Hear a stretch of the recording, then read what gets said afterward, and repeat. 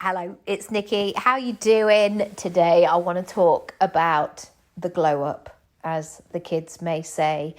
I am craving it. I'm craving the glow up, and let me say what this means. I mean, we're not undergoing any kind of surgery or anything wild here, but I just need a bit of time to take care of myself. And I'm in a moment, maybe because I've just moved all my stuff, of looking at my wardrobe, looking at how I spend my time, getting some good nutrition into my body. I want to start yoga again, and just basically taking the time to look after myself a little bit. And I wanted to give you a checklist today to work through and to sit with or take on a walk, because it can be so easy to take care of everybody else, basically, and do all the things that are required by somebody else. And I think that it's really important that you also get what you need. So the first thing I want to say is, what does your environment say about you? And I want you to do a few checks. And this is not about living in a white box and everything being uber chic or sterile or minimal. We're all living, breathing humans, and we all have stuff to a certain extent. But I want you to notice your environment and really check in. What is it about your environment that is in support of your well-being? So I really noticed this last week when I was getting things organized, and there were definitely some rooms where I was like, right, I just have to shut the door on that because I don't have the headspace to sort it out right now, but I'll get there. But things like having really lovely sheets on our bed is really important to me. Having places where I can put things away, being able to access my socks, for example, or knowing where my shoes are, or knowing a place where I'm going to keep my keys. Knowing what I see every day is really, really important. So I'm definitely not a minimalist, but as I've got older, I've really realized that stuff stresses me out. If there are too many things to keep moving around and tidying up every day, I find it really overwhelming. Number 2, access. And I want you to take this word and run with it. And access for me is about possibility. It's about reaching beyond perhaps what you see right now. So when you're thinking about this glow up, this next phase, and maybe within that, you're thinking about your goals, or you're thinking about things that you want to do, are you giving yourself the opportunity to access all of that information? So are you creating space to bring new things in? And this could be from from the way that you walk around your home, so your footprint. If you've got stuff that you're going to trip over each and every day, it's going to slow you down and it's going to get in the way, especially if those things are not aligned with where you want to go next.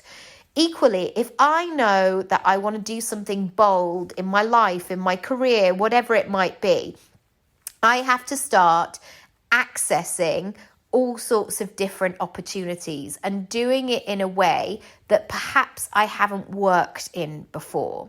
So here's what I mean by this. I have to give myself space. So for example, yes, this is a good example. One of the goals that I set around my birthday was to read more. And I knew, because I don't do a regular commute or anything like that, I wouldn't have that time readily available unless I made time for it. And so I really had to focus on saying, okay, if reading is a priority for me, if it's something that I want to do, how am I going to access that time? How am I going to access those books? How am I going to do what I need to do?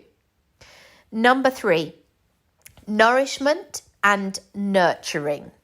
These are two things that I'm sure that we do for lots of people all of the time. So we're nurturing people by sending them birthday cards or, I don't know, looking after your children, looking after your parent, listening to a friend on the phone, doing all of those things. But I want to ask you the question of what are you doing to nurture and to nourish yourself? And you might be able to say, oh, well, I did a face mask in the bath last night, or I got up early this morning. But I want you to notice how regularly that is happening. Because I know if I'm not careful, I will convince myself otherwise. Like, yeah, of course. Yeah, I look after myself. Yeah, I take time off. And it was only the other day where I thought, gosh, I haven't sat on my sofa for a long time. I mean, obviously I've sat on it, but not for any length of time. Or I haven't watched telly in the evenings for a long time. I haven't been to a yoga class. I haven't done X, Y, and Z. So really make sure that you're nourishing yourself, that you're nurturing yourself and really taking care of that. Fourthly, establishing the basics. This is really, really key. Because I know I can get pulled along by really fancy, flashy things. So I was reading about the effects that a sauna can have the other day. I was like, oh, yes, I'd love to book in a sauna. Oh, that sounds fantastic. Oh, I'll do that at some point. And actually what I needed to do was to drink more water. Like I realized, oh, I haven't drunk as much water as I should have done. I need to get some fresh veggies on my plate, etc. So really think about what the basics are for you, establish them and make sure that they are in place all the time, regularly, daily. Because I know we want to kind of save up for the flashy spa once every 2 years or whenever it might be. But actually, it's really, really important to consider the small things along the way. Finally, create the framework. We can assume that people know what we need or that they can read our minds, but they really can't. And so creating a framework, actually starting to schedule these things in is important. So I've really started to turn off my phone in the evenings and focusing on reading a book, for example. Or I've started to download things from my library because they have this thing called BorrowBox. I don't know if they have it in your area, but if they do, I would definitely check it out. And you can download books onto your phone. That's been amazing. The choice is really varied and I've really loved doing that. So I hope you've got something from today. Do let me know what you've got and what has really resonated with you. And a bonus one, I guess I want to say, is it's okay. It's okay to take care of you as well. I know we are conditioned to be there for everybody all of the time, but you are very important as well. All right, that's it from me today. If you'd like to book a pick and mix session, you can do. My calendar is now open for the next couple of months. So do inquire via nikkiraby.com/sessions. I would love to hear from you and I'll speak to you soon. Lots of love. Bye.